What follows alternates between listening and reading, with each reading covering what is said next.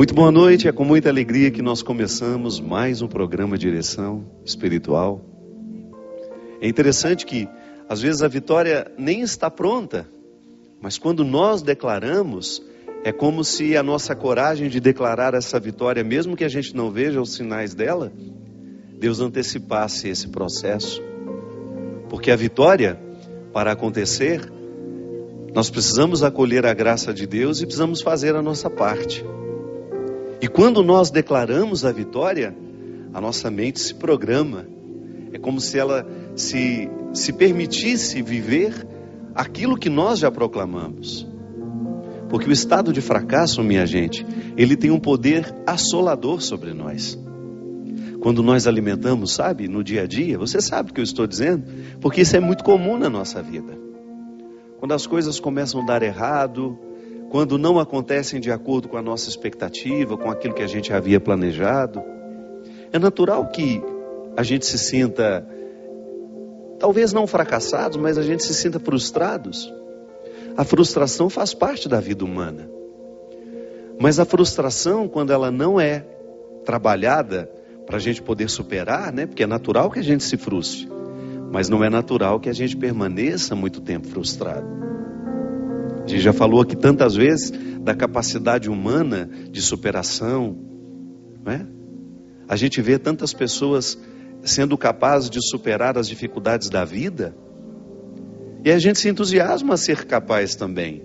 É a força do testemunho do outro na nossa história. Por isso que é tão bom a gente ouvir o testemunho de alguém que conseguiu, de alguém que passou por dores semelhantes a nossas e foi além, não ficou parado nelas. Na minha pregação, eu peguei o exemplo da Ângela, lá de Maceió, quando eu estava fazendo o show lá em Cajueiro, uma cidade próxima a Maceió, uma cidadezinha pequena, bonita, onde eu tive a oportunidade de estar com aquele povo numa noite tão especial. Antes de subir ao palco, tive a oportunidade de conhecer a Ângela, que foi o testemunho que eu contei no Osana Brasil e que nunca é demais a gente recordar. A Ângela estava preparando com o filho dela a formatura tão esperada daquele menino. Um menino esportista, atleta, que sempre cuidou da saúde, que sempre cuidou de si mesmo. Naquela manhã, tomando café com a mãe, feliz por ter conseguido vencer a vida, vencer todas as dificuldades que são próprias da vida de um estudante. E naquele dia ele celebraria a sua vitória na faculdade, iria se formar. Mas a vida não permitiu que isso acontecesse. Na hora do almoço, quando Ângela voltou, tomou café com o rapaz, foi ao salão, foi preparar-se também, e quando voltou na hora do almoço, encontrou o filho morto dentro do banheiro. Depois de investigadas as causas da morte, uma parada cardíaca, um infarto fulminante, tão comum nos jovens de hoje, né? Um menino de 24 anos, que às vezes o problema do coração a gente tem e não sabe. A gente, muitas vezes estamos saudáveis e nos falta uma investigação, um check-upzinho faz bem a todo mundo, a quem tem saúde sobretudo também, para a gente poder identificar o que está errado dentro de nós. Infelizmente não deu tempo de descobrir que alguma coisa estava errada no coração daquele menino. Mas o grande testemunho da Ângela foi justamente me dizer, entre lágrimas: Padre, eu sinto muita saudade dele. São 7 meses. Gente, e logo 30 dias depois da morte do filho, morreu também a mãe. Então ela perdeu 2 grandes vínculos. Perdeu o filho, perdeu a mãe. Deixou de ser mãe e deixou de ser filha num espaço de 30 dias. Se a gente for pensar, causas suficientes para que essa mulher pudesse dizer: eu sou uma fracassada, a minha vida não tem mais sentido. E quando ela veio me pedir para rezar por ela, ela não falou nada disso. Ela só me disse que dói demais. E sustentada pela fé que tem na ressurreição, me disse: não tenho nenhuma revolta, Padre. Não fico pensando que Deus foi injusto comigo, não, nada disso me ocorre. O que me ocorre é a saudade. Reze por mim, Padre, para que eu seja capaz de tolerar essa saudade, de colocar dentro do meu coração a vida em ordem. Esse testemunho mexeu comigo, mexeu com muita gente que assistia a nossa palestra no domingo. E nunca é tarde, nunca é demais a gente repetir, e nunca é tarde para a gente reviver. O testemunho de uma pessoa que foi capaz de superar a sua perda, que foi capaz de superar o seu fracasso, e que não permitiu que aquele fracasso se instalasse como um proprietário da alma da gente. Porque o que às vezes acontece é isso. Eu sempre gosto de dizer que se todos os dias a gente não faz uma faxina antes de dormir, sabe, uma faxina espiritual mesmo, emocional, afetiva. Se a gente não faz uma limpeza daquilo que nos poluiu, porque todos os dias a vida nos polui. Com aquilo que acontece, com aquilo que a gente vê que aconteceu na vida do outro, porque nós não somos indiferentes. Se você assiste ao noticiário todos os dias de manhã, você já tem motivos para passar um dia lamentando. Se você assiste aos noticiários da noite, você tem motivos para perder o sono. Mas essa é a postura cristã? Será que a nossa indignação, que nós devemos ter quando a gente vê uma coisa ruim acontecendo, passa em assumir o fracasso que aquele acontecimento nos traz? Não. A indignação não é fracasso. A indignação é a gente se posicionar sabendo que o mundo não tem de ser assim. Não é natural que uma pessoa mate a outra, não é natural que a gente seja injusto, não é natural que a gente vá fazer uma coisa ruim ao outro, como tantas vezes são noticiadas. As notícias, o conteúdo das notícias que nos chegam, estão recheadas de traição, de injustiça, de impunidade, de assassinato, de ódio, roubo. A gente fica indignado porque o mundo não tem de ser assim. Mas qual é o papel dessa indignação? Provocar dentro de nós o desejo de fazer esse mundo ser diferente, então, a partir da parte que nos cabe. Como a Ângela fez. A Ângela, ao sentir a dor de perder um filho e de perder a mãe, ela resolveu recrutar tudo o que a fé havia dado ela ao longo da vida. E resolveu proclamar a vitória, mesmo com o rosto coberto de lágrimas. Aí volta ao início. Quando a gente proclama uma vitória, mesmo sem a gente ter ainda a matéria-prima daquela vitória já nas mãos, a gente dispõe o espírito a não mergulhar no fracasso. É como se a graça de Deus se antecipasse dentro de nós, nos ajudando a compreender aquele momento difícil e nos dando o entendimento de que a vitória chegará. Porque o desafio do que sofre, aquele que está sofrendo hoje, por exemplo, uma perda, pode ser que você esteja me assistindo e você tenha sepultado um ente querido hoje. Pode ser que você tenha visto morrer um amigo, um filho, um pai, uma mãe, um irmão. É assim. Todos os dias alguém está perdendo. Mas a graça de Deus hoje pode lhe visitar, não lhe retirando essa saudade, porque esse é um processo humano. Deus não tem como retirar o que é humano. A saudade é um dom que nós temos dado por Ele. Como é que Ele vai tirar isso de mim? Eu não quero. Eu não quero deixar de sentir saudade das pessoas que eu amo.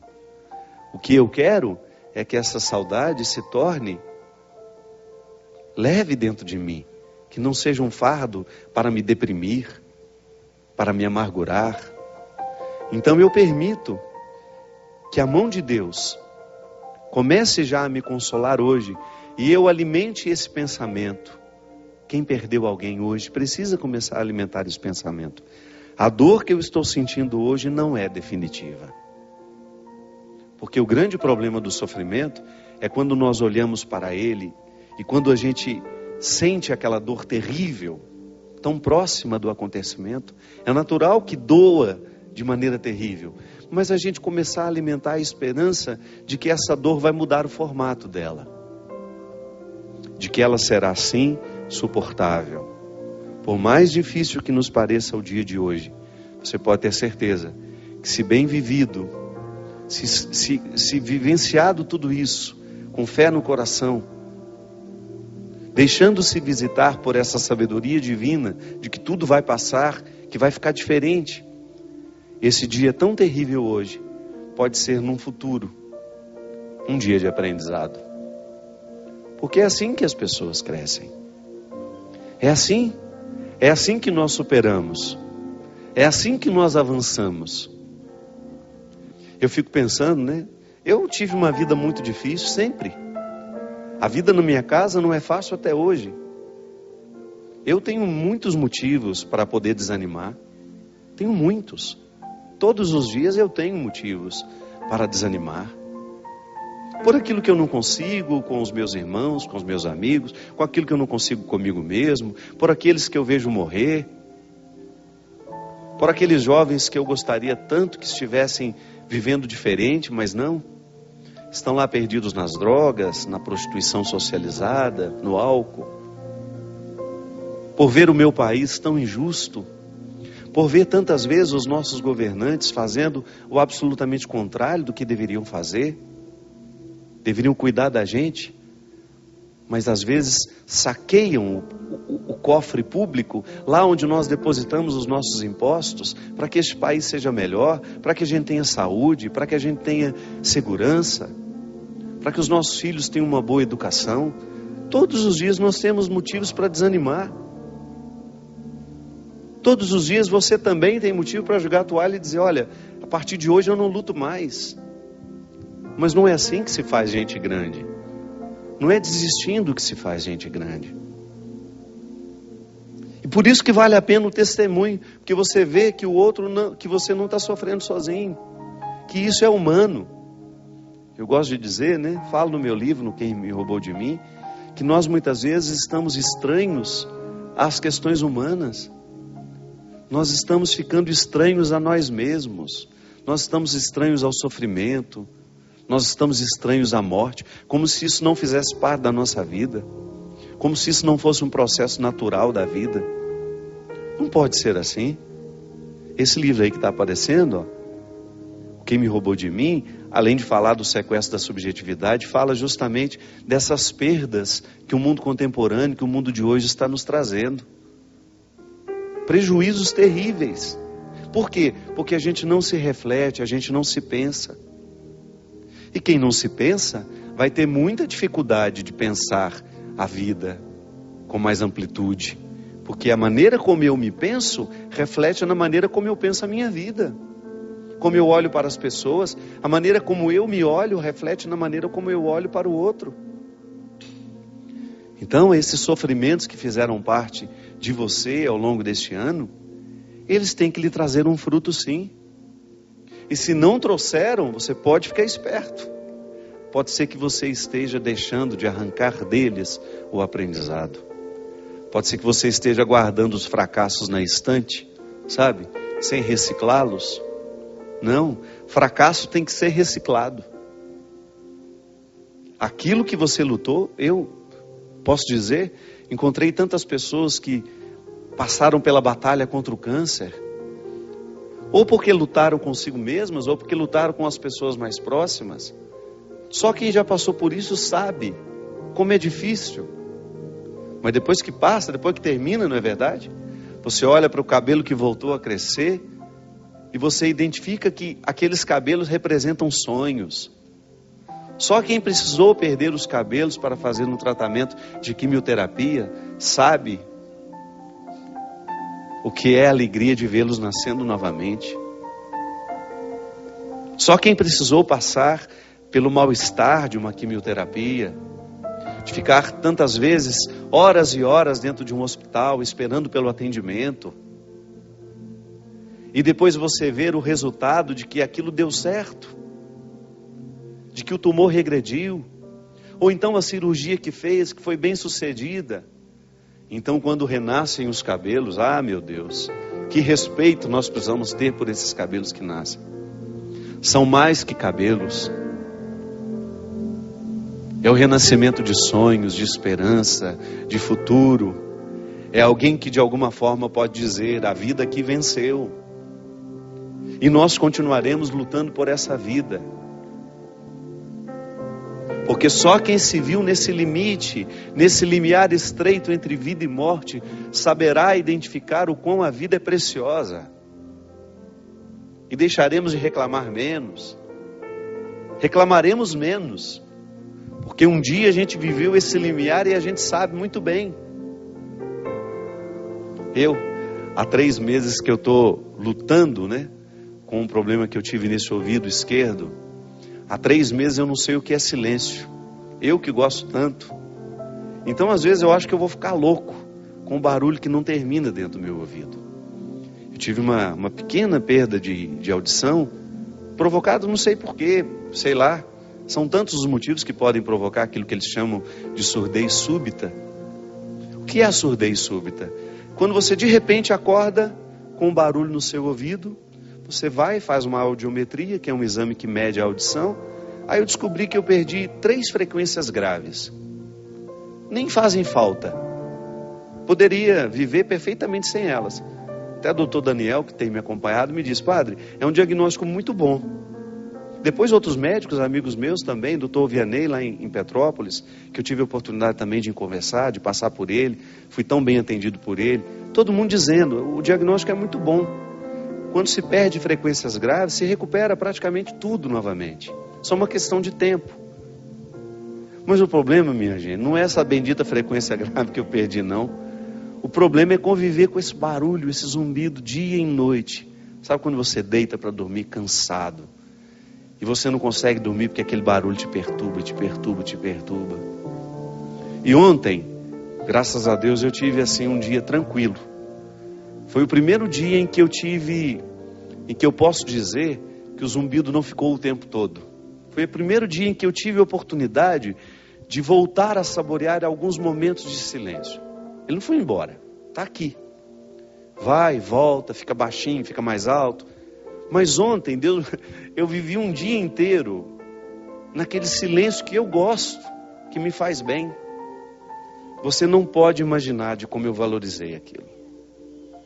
Você não pode imaginar de como para mim foi gratificante ter a oportunidade de valorizar uma situação que às vezes passa despercebido, porque eu me acostumei com ela. Então, como agora eu estou tendo de conviver com um barulho no meu ouvido, e se Deus quiser, vou dar um jeito de curar isso, ou pelo menos diminuir isso, para eu não ficar louco, senão a gente fica louco, a gente não consegue se concentrar, tudo fica mais penoso, a gente fica mais cansado, menos paciente com as coisas. Então, sabe, quando você experimenta aquilo que antes você tinha e não sabia valorizar. Se Deus me der a graça de ser curado disso, você pode ter certeza que eu nunca mais vou interpretar o silêncio da mesma forma. Porque passar 3 meses com esse barulho o tempo todo no seu ouvido não é brincadeira. Então, quando eu tiver a oportunidade, como eu tive ontem, temporária, mas tive, de voltar a experimentar o silêncio, eu quero saborear aquilo com todas as forças da minha alma. Porque para isso serve o sofrimento. Por isso que eu estou lhe dizendo, o que lhe aborreceu ao longo desse ano? O que foi penoso para você? Eu dei meu testemunho, falei o testemunho da Ângela. A minha história é tão pequenininha, perto de tantos sofrimentos que a gente teve. A gente teve a Célia, nossa amiga aqui, que trabalha conosco, que enfrentou o ano passado, um pouco esse ano também, né, Célia? Ainda na continuidade do tratamento, 2010, 2011, continua em tratamento. A Célia sabe, nós vimos quando os cabelos da Célia caíram e depois vimos a alegria quando nasceram. Está aqui trabalhando, feliz da vida, levando a mãe dela por onde vai, com amor, com carinho. Mostra a Célia para nós, essa menina tão especial, tão cheia de Deus, que foi um testemunho para nós aqui, para quem esteve ao lado dela. Então, para a gente poder ter o direito de cantar essa música, hoje eu livre sou, a gente precisa vasculhar tudo o que foi difícil na nossa vida. Porque somente a partir da superação dessas dificuldades é que a gente vai alcançando essa liberdade interior que só Deus pode nos dar. Nós vamos para um rápido intervalo e a gente volta já já com o programa Direção Espiritual.